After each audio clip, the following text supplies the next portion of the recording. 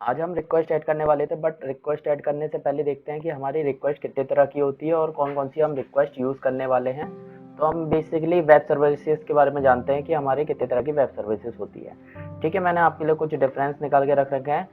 दो तरह की वेब सर्विसेज होती है हमारी, सोप और रेस्ट। सोप की फुल फॉर्म होती है सिंपल ऑब्जेक्ट एक्सेस प्रोटोकॉल, और रेस्ट की होती है रिप्रेजेंटेशनल स्टेट ट्रांसफर। ठीक है, अगर मैं इसके डिफरेंस की बात करूं तो ये एक्सएमएल बेस्ड मैसेज प्रोटोकॉल होता है। मतलब जो भी चीज़ें होती हैं वो एक्सएमएल पे ज़्यादातर मेनली बेस्ड होती है सोप की, और रेस्ट की बात करें ये आर्किटेक्चर और स्टाइल प्रोटोकॉल पे बेस्ड होता है। सेकेंड अगर पॉइंट बात करें तो ये WSDL for communication between consumer and provider. मतलब ये क्या है कि WSDL फाइल को ये यूज़ करता है अगर कंज्यूमर और प्रोवाइडर के बीच में कम्युनिकेशन होना होता है तो WSDL फाइल होती है, और इसमें XML और JSON फाइल यूज़ किया जाता है सेंड और रिसीव डाटा के लिए।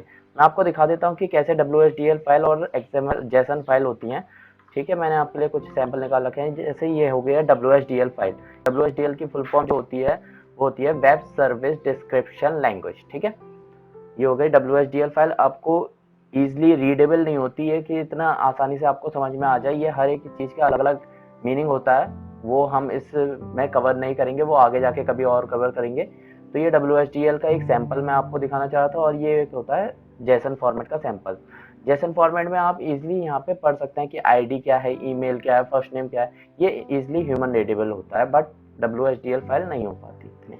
ठीक है, अगर हम नेक्स्ट रेफरेंस की बात करें, invoke services call by calling RPC method, और इसमें होता है सिंपल कॉल सर्विसेज विया यूआरएल पाथ। इसमें आरपीसी मेथड के द्वारा हम सर्विसेज को कॉल करते हैं, इसमें हम डायरेक्ट यूआरएल पाथ दे देते हैं तो हो जाता है। आरपीसी की फुल फॉर्म होती है रिमोट प्रोसेसर कॉल। ठीक है, अगर हम बात करें नेक्स्ट वाले की, does not return human readable result. मतलब जो हमें रेस्पॉन्स आता है वो ह्यूमन रीडेबल नहीं होता, मतलब इतनी आसानी से समझ नहीं पाते।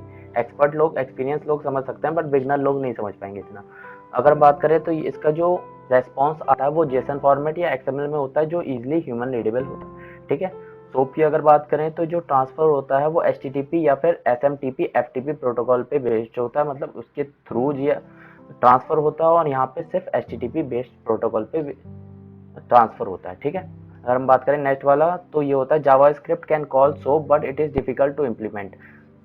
सोप के वेब सर्विसेज को जावास्क्रिप्ट कॉल तो कर लेता है, बट उसके अंदर इम्प्लीमेंट करना बहुत मुश्किल होता है। अगर हम बात करें रेस्ट की तो रेस्ट में इजी से कॉल हो जाता है जावास्क्रिप्ट, और जो भी टेस्ट मेथड होता है वो हमारे ज़्यादातर जावास्क्रिप्ट पे ही लिखे जाते हैं। ठीक है, परफॉर्मेंस की बात करें तो ये लेस होता है एज कम्पेयर टू रेस्ट, और रेस्ट की बात करें तो performance is much better compare to SOAP, less CPU intensive, less learner code etcetera. ठीक है, आपको सोप और रेस्ट के बारे में थोड़ा बहुत तो आइडिया हो गया होगा। हम जो मेनली वर्क करने वाले हैं वो रेस्ट एपीआई पे बात करेंगे कि हम कैसे रिक्वेस्ट ऐड करते हैं, कलेक्शन बनाते हैं, वो हम आगे वाले लेक्चर में देखेंगे। आज के लिए बस इतना ही। थैंक